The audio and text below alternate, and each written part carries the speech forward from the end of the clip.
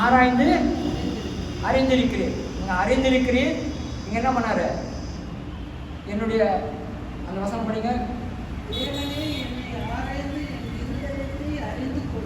அறிந்து கொள்ளும் என்னை சோதித்து என் சிந்தனைகளை அறிந்து கொள்ளும். பாருங்க, இங்க அறியன் இருக்கிறாருன்னு போட்டிருக்கிறாரு, அறிந்து கொள்ளும்னு போட்டிருக்கிறாரு. இது பழைய ஏற்பாட்டின் காலத்துல நம்ம பார்த்த ஒரு சம்பவம். புதிய ஏற்பாட்டினுடைய காலத்துல பார்க்கும் பொழுது அவர் இங்க என்னுடைய இதயத்தையும் என்னுடைய ஆலோசனையும் அறிந்து கொள்ளும் அப்படின்னு போட்டிருக்குது. என் மனசுல என்ன இருக்குது, என்னுடைய சிந்தனை என்ன இருக்குது, நான் எந்த மாதிரி ஒரு நிலைமையில் இருக்கிறேன், என்னிடத்தில் இருக்கிற சிந்தனைகள் எப்படி இருக்கிறது, என்னுடைய இதய வாஞ்சைகள் எப்படி இருக்கிறது அப்படின்னு அவர் சொல்றாரு. ஆனால் இங்கே புதிய ஏற்பாட்டை பார்க்கும்பொழுது இயேசு கிறிஸ்து ஒரு வார்த்தை சொல்றாரு, ரொம்ப அருமையான வார்த்தை. அந்த வார்த்தையை பார்க்கும்பொழுது 1 கொரிந்தியர் 11வது அதிகாரம் 28வது வசனத்தை ஒரு முறை வாசிக்கலாம். 1 கொரிந்தியர் 11வது அதிகாரம் 28 வசனத்தை சொல்லிட்டு போயிடலாம். 11:28. எந்த மனுஷனும் தன்னைத்தானே சோதித்தறிந்து இந்த அப்பத்தை புசித்து இந்த பாத்திரத்தில் பானம் பண்ண கடவன். அந்த ஃபர்ஸ்ட் லைன் மட்டும் படிக்குமா? எந்த மனுஷனும் தன்னைத்தானே சோதித்து அறிந்து. பாருங்க, தன்னைத்தானே சோதிக்கணுமா? அங்க என்ன சொல்றாரு ஆண்டவரே, என்னுடைய இதயத்தை என்னுடைய சிந்தனையும் சோதிங்கன்றாரு. அது நம்மளுக்கு எப்படி சோதித்து அறிகிறது அப்படின்னு ஆண்டவர் இடத்துல கேட்கும்போது ஆண்டவர் சொல்றாரு, உன்னை நீயே சோதித்து அறியணுப்பார். உன்னை நீயே சோதித்து அறியணும்னா எப்படி அறியணும்? சோதிக்கிறது கையாட்டு ரத்தம் வந்தா இல்லையான்னு மாதிரி நான் சோதிக்கிறது இல்லை. உன்னை தன்னைத்தானே சோதித்து அறிந்து கொள்ளுன்றார். தன்னைத்தானே எப்படி சோதித்து கொள்வது அப்படின்னு பார்க்கும்போது தன்னைத்தான் சோதிக்கணும் அப்படின்னாக்கா ஆச்சரியக்கிட்ட போயிட்டு புடமை இருக்கிறது மாதிரி நெருப்பு மேல் போய் உட்காந்துக்கிறதெல்லாம் இல்லை. அவர் உன்னுடைய இதய வாஞ்சைகள், உன்னுடைய இதயத்தில் இருக்கிற சிந்தனைகள் எப்படி இருக்கிறது அப்படின்னு தன்னைத்தானே சோதித்து அறியணும். தன்னைத்தானே சோதித்து அறியணும்னா எப்படி அறியணும்னா கலாத்தியர் புத்தகம் 5ஆம் அதிகாரம்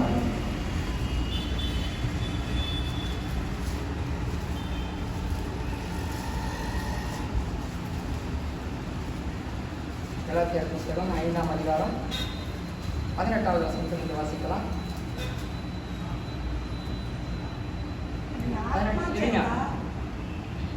16லேருந்தே வாசிக்கலாம்.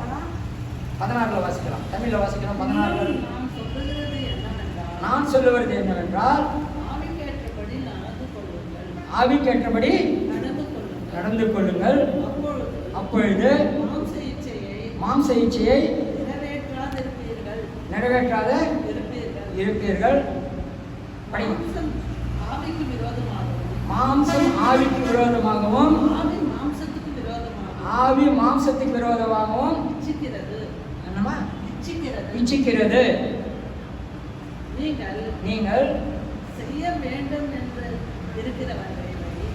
வேண்டும் என்று இருக்கிறவர்களை செய்யாதபடிக்கு இவைகள் ஒன்றுக்கொன்று விரோதமாய் இருக்கிறது. பாருங்க, எவ்வளவு ஒரு தன்னைத்தானே சோதித்து அறியணும்னா எப்படி இருக்குதான்?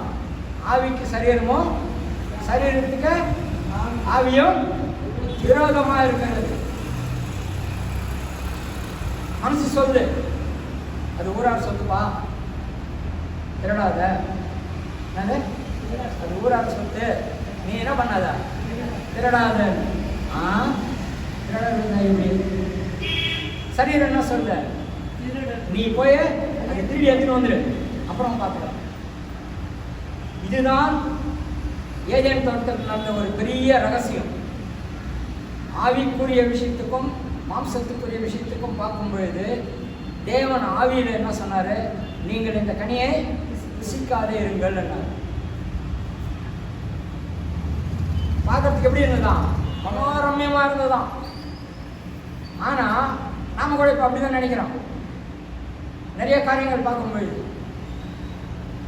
ரொம்ப அழகாக இருக்குது, இது வாங்கி எடுத்துன்னு போய் வீட்டில் மாட்டிடலாம், இது வாங்கி எடுத்துன்னு போயிட்டு வீட்டில் அலங்கரிக்கலாம் அப்படின்னு ஆண்டவர் சொல்லியிருக்கிறாரு. இதெல்லாம் வானான்னு மனசு ரொம்ப சொல்லுது.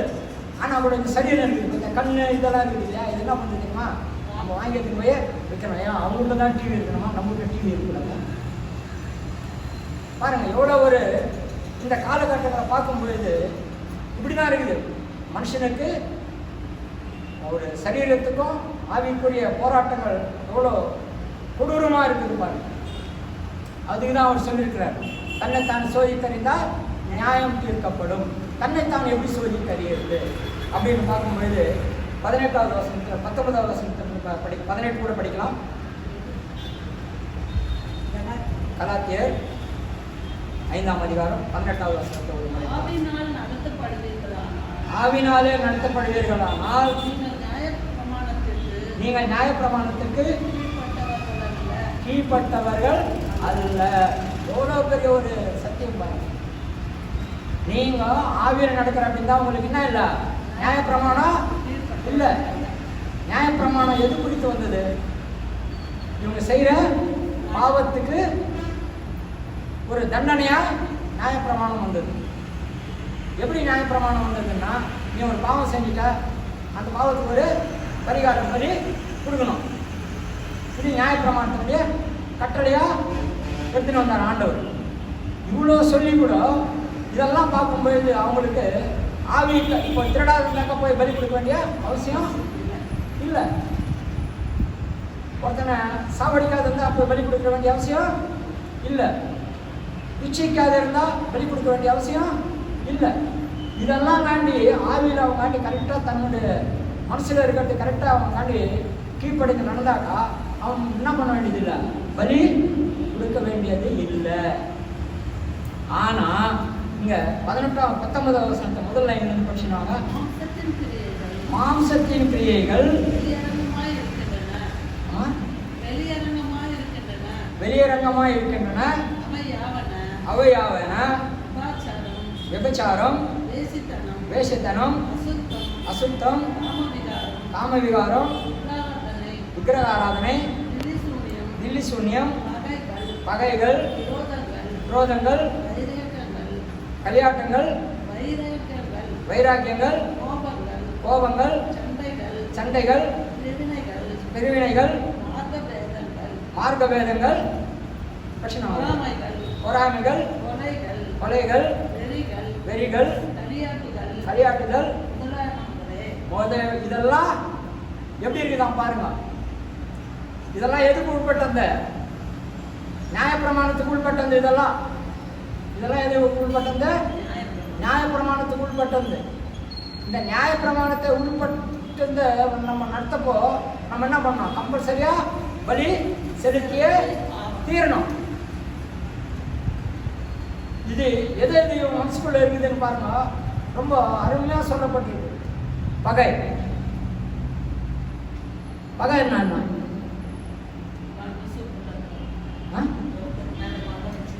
ஒருத்தர் மேல பகை வச்சுக்கிது. எப்படி பகை வச்சுக்கிட்ட?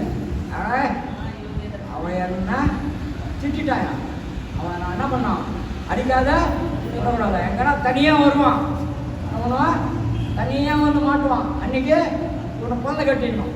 இது பகை. இது நம்மளுக்கு நியாயப்பிரமாணத்துக்கு உட்பட்டதா உட்படாதுதா? நியாயப்பிரமாணத்துக்கு உட்பட்டது. பகை நியாயப்பிரமாணத்துக்கு உட்பட்டது. அவன் பகையா இருந்தா நீயும் பகையாருன்றார் ஆண்டவர். அப்போ அவன் உன்னை அடிச்சாக்க உணர்வு அவன் ஒரு கொல் பிடிக்கிறான், 2 கொல் பிடிக்கிறார். ஒரு கை வெட்டிட்டான், என்ன பண்ண 2 கையும் வெட்டிடுன்றார். இந்த மாதிரி ஒரு சூழ்நிலை இருக்கிறப்போ இயேசு கிறிஸ்து வந்து என்ன பண்றாருன்னா, இந்த மாதிரி நான் நியாயப்பிரமாணத்தை நிறைவேற்றவே வந்தேன். நியாயப்பிரமாணத்தை நிறைவேற்றணும்னா எவ்வளோ கஷ்டமா இருக்குது பாருங்க. சிம்பிளாக சொல்லிடுறோம், அவனுக்கு போய் அர்ஜென்ட்டாக ஒரு 500 ரூபா அவனுக்கு கேட்டான், இல்லைன்னா என்ன இன்னைக்கு காரில் போயிருக்கிறாங்க, கண்ணாடி உடச்சிடுறாங்க. ஃபஸ்ட்டு நம்ம இன்னும் சொல்லணும்னா ஒரு கிறிஸ்தவ அம்மா இருந்தாங்க, ஒரு கிறிஸ்தவ இல்லாத அம்மா ஒருத்தர் இருந்தாங்க. அதெல்லாம் 2 பேரும் பக்கத்து இருக்காங்க. சின்ன பிள்ளைங்கலேருந்து ஒன்றாவே இருக்கிறாங்க, ஒரே குடும்பமாகவும் இருக்கிறாங்க. இந்த கிறிஸ்துவ இருக்கிற தெரிஞ்சுக்கின அம்மா என்ன பண்ணாங்கன்னா, கிறிஸ்துவ அறியாத அம்மா கிட்ட போய் அர்ஜென்ட்டாக ஒரு 500 ரூபா கொடுமா, எங்கள் வீட்டுக்காரர் வேலைக்கு போயிருக்கிறாரு, வந்தவுடனே நான் கொடுத்துருவேன். ஐயோ, நீங்கள் காலையில் வந்து கேட்டுங்க நல்லா இருந்திருக்குமே, அது காலையில் வந்து கேட்டுங்க நல்லா இருந்திருக்குமே, பையன் இப்போ தான் அர்ஜென்ட் 500 ரூபா ஓனர்னாங்க, 1000 ரூபா உனக்கு வாங்கி போயிட்டாரு, எங்ககிட்ட பணம் இல்லை. சரின்ட்டு இந்த அம்மா வந்துட்டாங்க. அந்த அம்மா யதார்த்தம் இருக்கிறது சொன்னாங்க, இது மாதிரி பையன் 1000 ரூபா உனக்கு வாங்கி போனாங்கம்மா, எங்ககிட்ட இல்லை, ஒரு அண்ணா வந்தாக்காங்க நான் கேட்டு நான் வாங்கி கொடுக்குறேன். எனக்கு இப்பே வரும், இப்போல்லாம் இல்லைம்மா. நம்ம கச்சிதமாக சொல்லிட்டாங்க, அது ஒழுங்கத்தாரமா கச்சிதமாக சொல்லிட்டாங்க. இந்த அம்மா என்ன பண்ணாங்க, நேராக வீட்டுக்கு வந்தாங்க. எதுக்கு? ஒரு அர்ஜென்ட்டுக்கு, ஒரு ஹாஸ்பிட்டலுக்கோ எதுக்குன்னா தேவை இருந்தால் அது மாதிரி தேவை உதவாத புடவைக்காரர் வந்துக்கிறாங்க, வீட்டு வாங்கிடுவாங்க, பக்கத்து வீட்டு அந்த மாதிரி இல்லை. சாயங்காலமாக இந்த பக்கத்து வீட்டு பையன்லாம் வண்டி எடுத்துகிட்டு வந்து நிற்க வச்சான். ஒரு வண்டி வாங்கி ஒரு 50,000 ரூபாய் ஒரு வண்டி வாங்கி எடுத்து நிற்க வச்சு, ஆண்டி இந்த மாதிரி போய் இஎம்ஐயில் ஒரு வண்டி வாங்கினா இது வந்து மாறுங்க ஆண்டி எப்படி நல்லா இருக்கும்.